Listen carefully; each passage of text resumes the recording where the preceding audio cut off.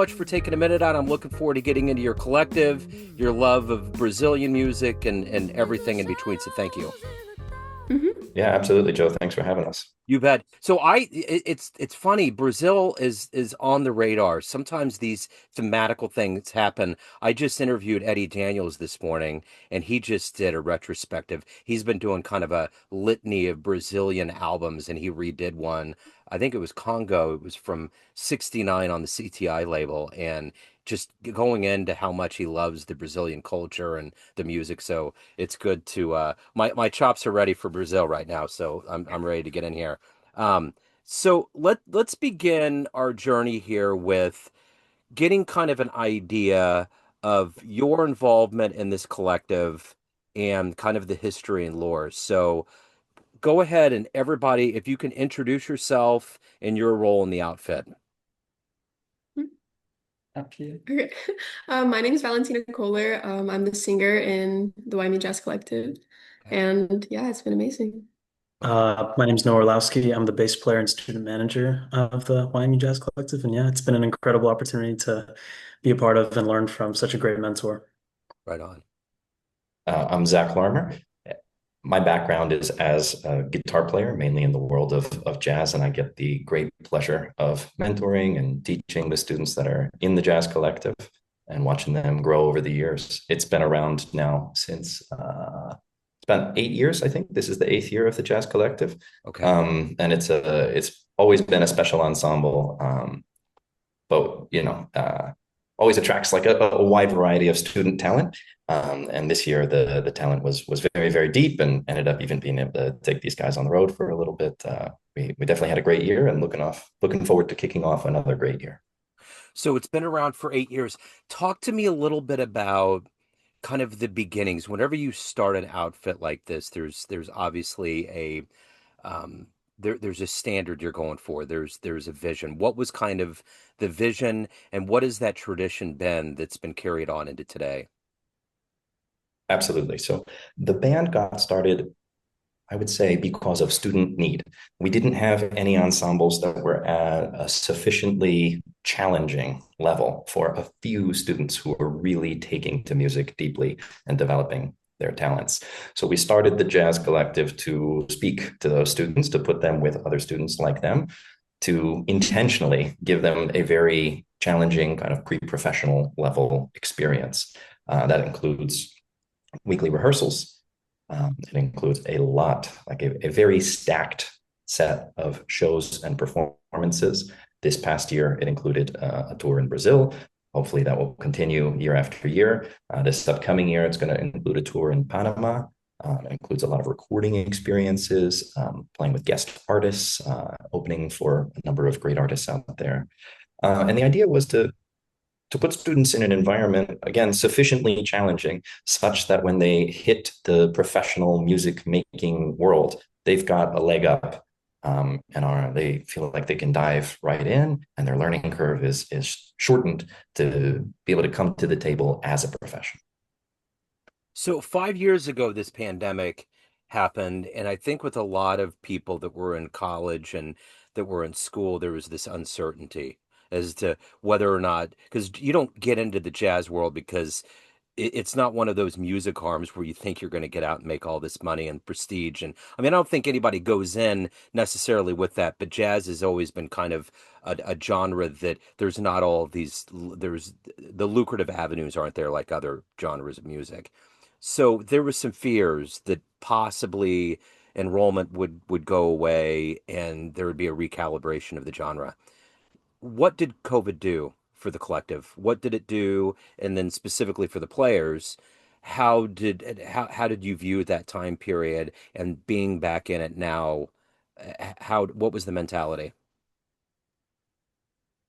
Sure. So, since it's such a small group, luckily the enrollment certainly hasn't gone down. I would say that I just note that these students actually are in high school, not even at the college level. And I know their experience of high school or maybe even middle school at the time was pretty disruptive. And maybe they can speak on that more. But to me, it underscored the importance of those groups spaces, places, organizations, et cetera, that allow the students to come together, form those really deep relationships. I know that Miami shut down for maybe a little less time than some other cities around the U.S. But as different cities, came back to life, there was a real hunger for live music, for connection, etc. And I would say that Miami's more than bounced back by this point. And we only get 90 minutes a week together, but it's a very special time getting to see these students come together. I've seen them form very deep, kind of lasting social relationships. I've seen graduates of the Jazz Collective now who are working in the world of music. I've seen a lot of those folks stay friends, stay bandmates, continue to record together, etc.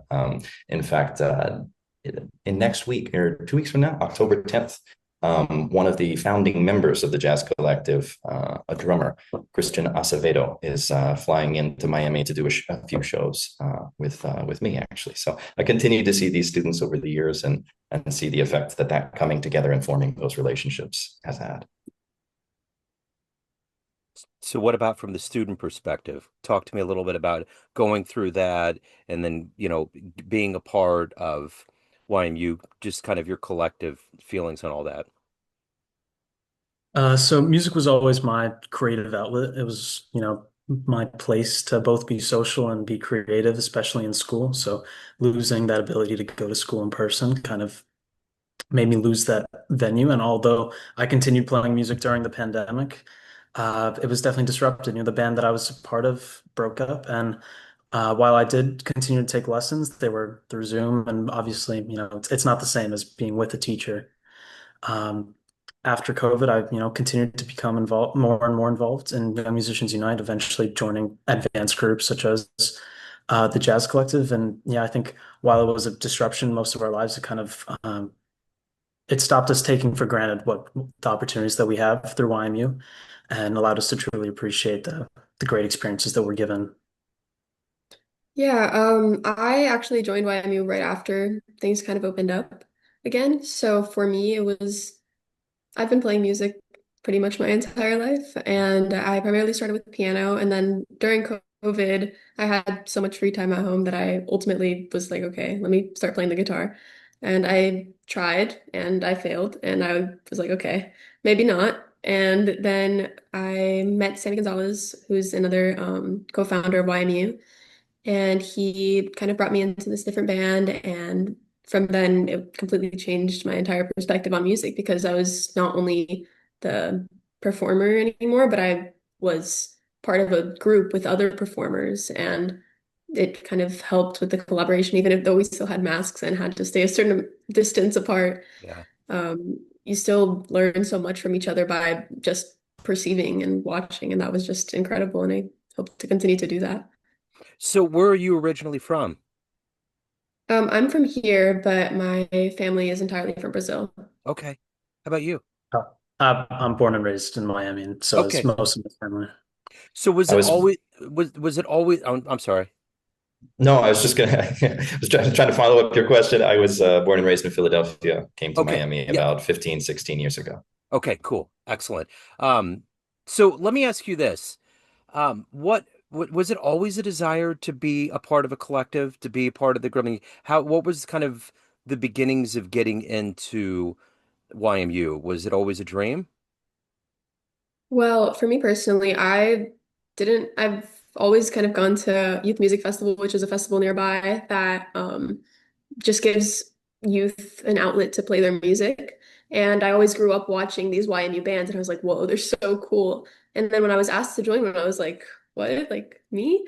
And it was a dream to get in, obviously, because they were the cool kids when I was Yeah. younger. So I was just so wowed by their talent at such a young age, and just I don't know, it kept growing. And as I started learning more about YMU, I was able to learn about the Jazz Collective through one of the alumni, Amber, and since then I was set on wanting to be part of it. Yeah. Yeah, like Valentina said, Young Musicians United is very intertwined in the school system here. They fund the majority of public schools in Miami-Dade County, including all three that I've been a part of. So I grew up watching the Miami Beach Rock Ensemble and other Young Musicians United partner group. And just my whole life, I've been looking up to these, you know, musicians who I eventually became those juniors and seniors who were part of the rock ensemble, the jazz collective, these people who were excelling at such a young age. And I knew, that's where I wanted to be. I wanted to, excel at music like they are and learn from amazing people and have these great experiences. So. Right on. Zach, how about you? How did you get involved?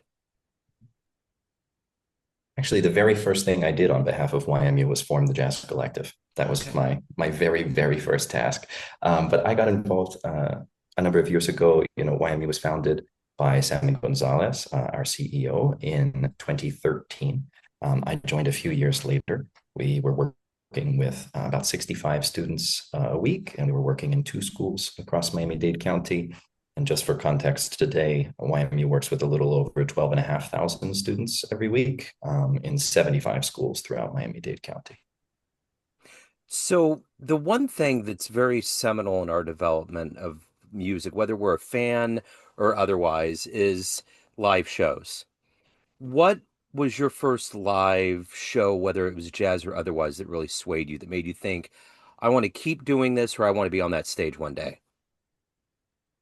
Well, actually, my first show was when I was in elementary school. I was part of this kind of band after school enrichment activity, and we had this great opportunity to play a show at the Fillmore, and I sang Creep by Radiohead.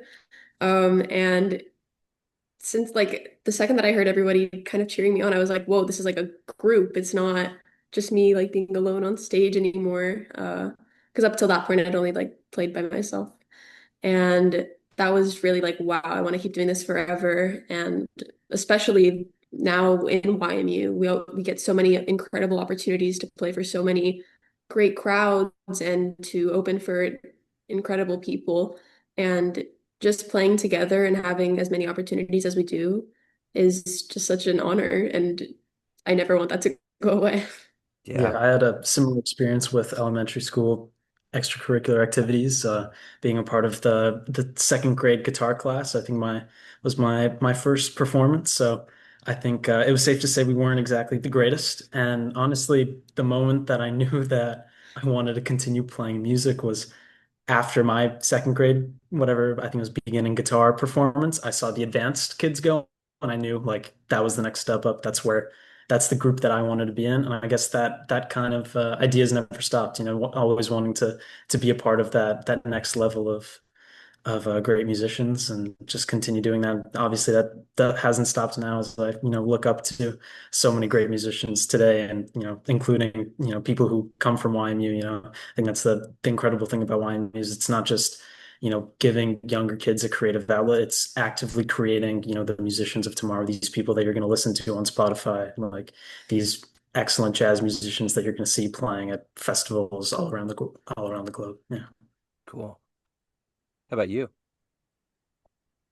Well, first I'll say that as far as our philosophy at YMU, shows are incredibly important. Performance experience is incredibly important. We put on over 200 public performances during our concert season just last year.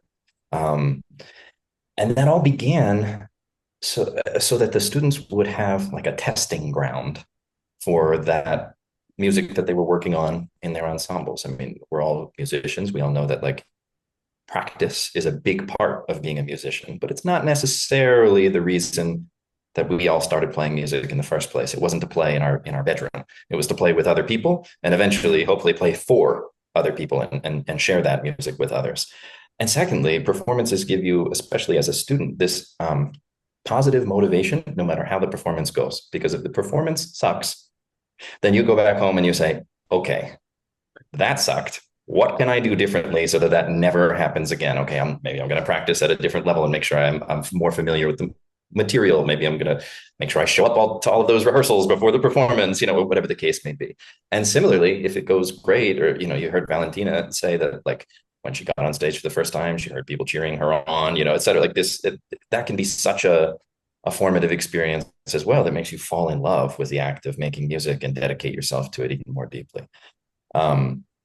For me, I've had similar experiences to these guys. I was very fortunate to be the product myself of a free music education, which is what YMU is dedicated to providing to students in Miami. Um, I got my music education in Philadelphia, but it was a free music education. We were very lucky to have performance opportunities on a fairly regular basis.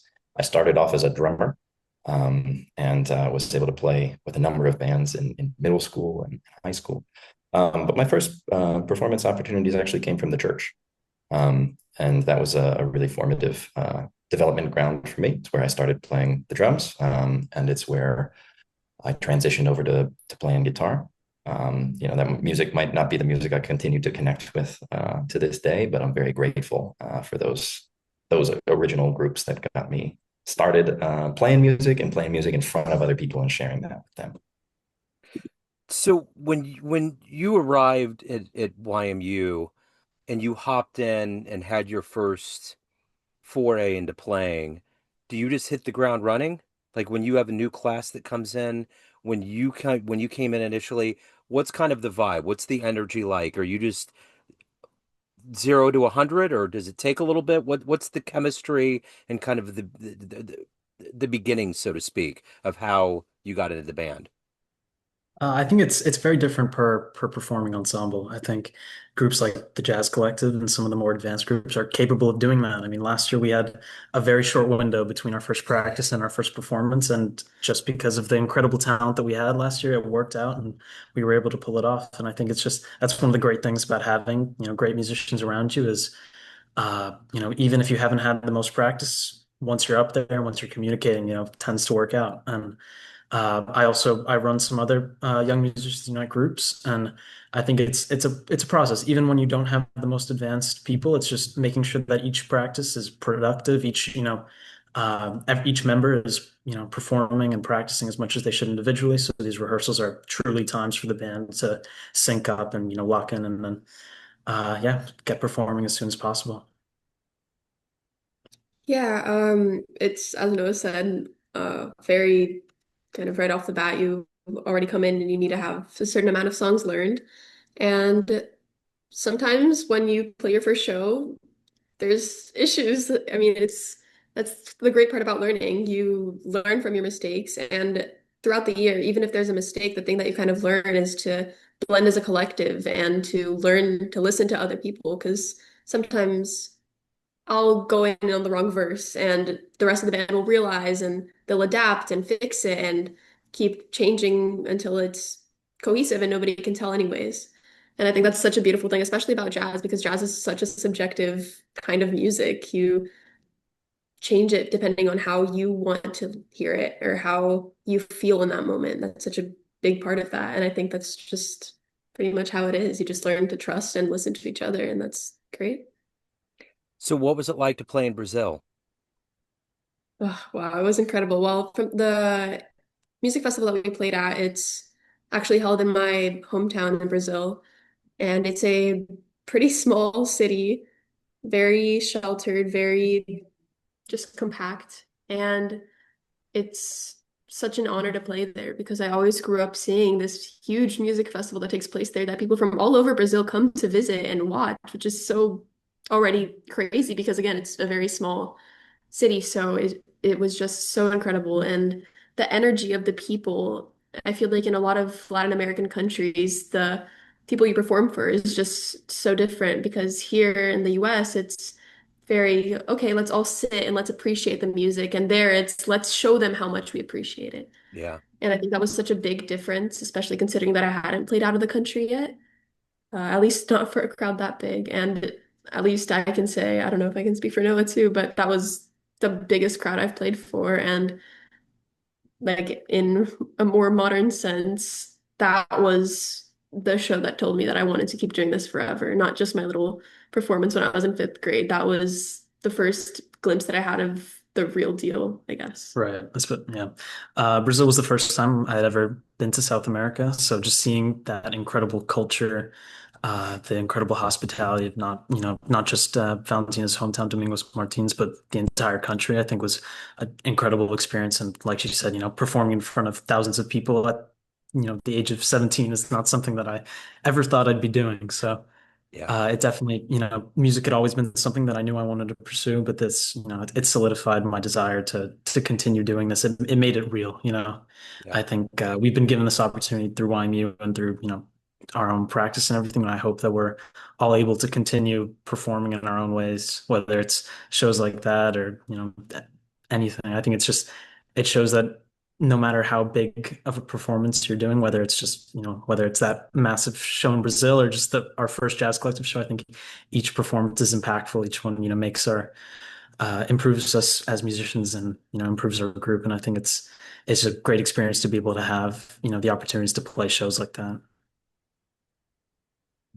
How about I'll you, just Zach? jump into to just say that I saw them really, really, really become a band at a deeper level. When you're on the road together, there's the all of the non-musical aspects that come into play.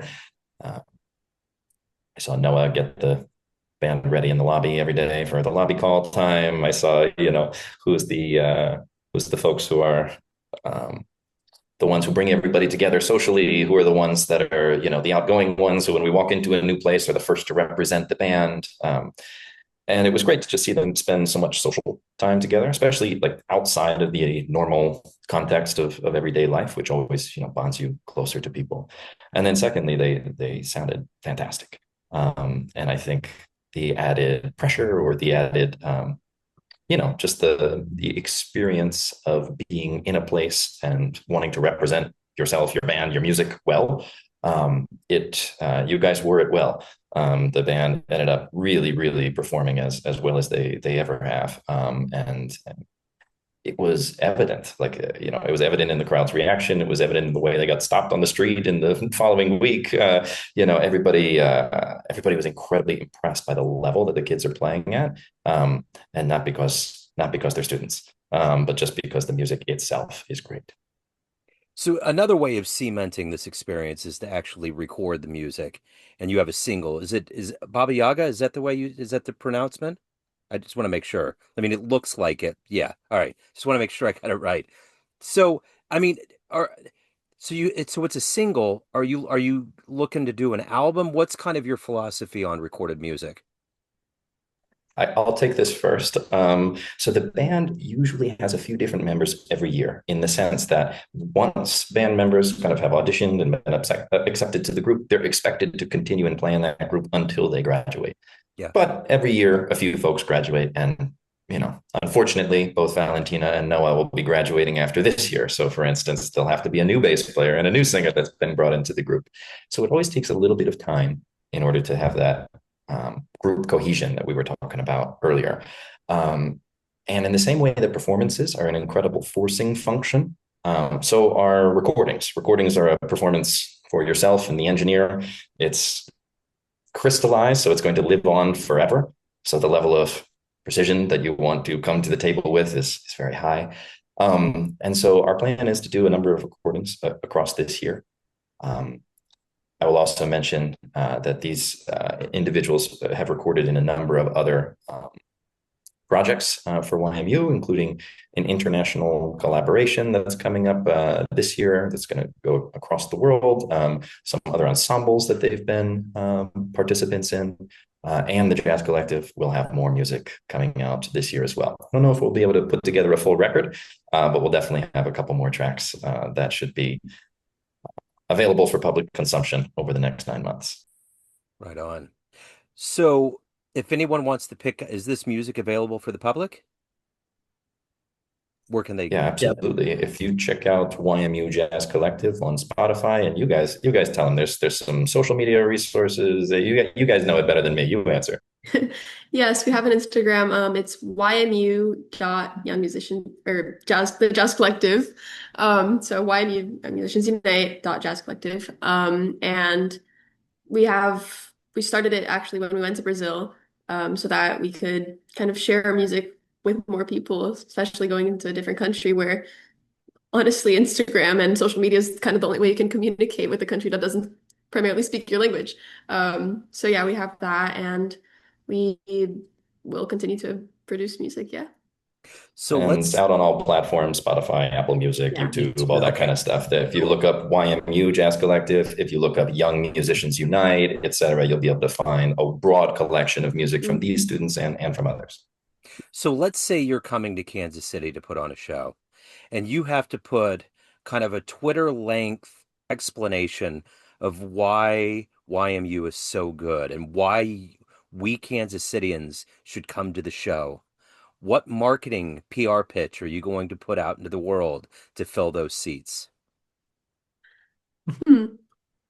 I would probably say that we give students a voice through music and that you should come listen to our voice and feel what there is to feel from our music. How about you? I No, come on, you're smiling. You got one. You got Sorry, no, one brewing. I I can just feel thought it. I'd leave it to our social media coordinator.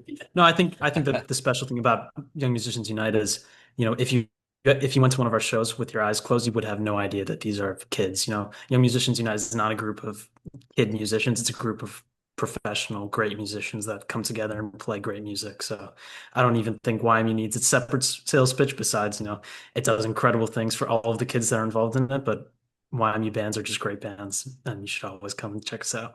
I'd probably tell people that you'd feel like you're not in Kansas anymore. There you go. See, there you go. Uh, The cherry on top.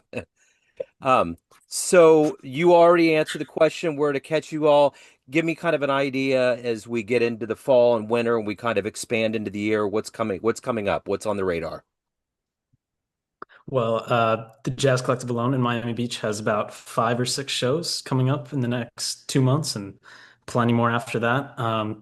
A lot of the music from our YMU Gala, which just happened in this past April, will be coming out in the next month or two. Those are live recorded songs by the Jazz Collective and plenty of other Young Musicians Unite groups. They're in a very snarky puppy sense, recorded with the energy of all of the people who are both involved in YMU and the people who donate. So definitely check that out. That'll be on YouTube, Spotify, everywhere you can find Young Musicians Unite. And beyond that, yeah, every YMU band is, getting up to speed. We got plenty of shows coming up. So if you live in the Miami Beach area, definitely check out the Young Musicians Unite Instagram for broader YMU stuff and the Jazz Collective Instagram for, Jazz Collective specific shows. I will add to that there's a small, 5, 6, 7, 8 minute kind of mini documentary video coming out. The Jazz Collective had an opportunity to work with a tremendous Colombian harp player named Edmar Castañeda. I'm not sure if you're familiar with him, Joe. He is a phenom on his instrument and kind of redefined the way the modern harp is played. And these guys had a great experience with him in the studio a couple months back, and releasing a little video recap of that experience pretty soon as well. I interviewed Brandy Younger recently, and she's phenomenal on the instrument. It's just one of those things that you don't hear in jazz much. It's more of a classical, but when it's done right, you don't forget it. It's like the vibes. It's like Milt, backing up Philly's own Coltrane. So I will put all these links in the show notes. It's great to catch up with you. Thank you for, on behalf of the band, talking about the collective, and I look forward to having it on Neon Jazz.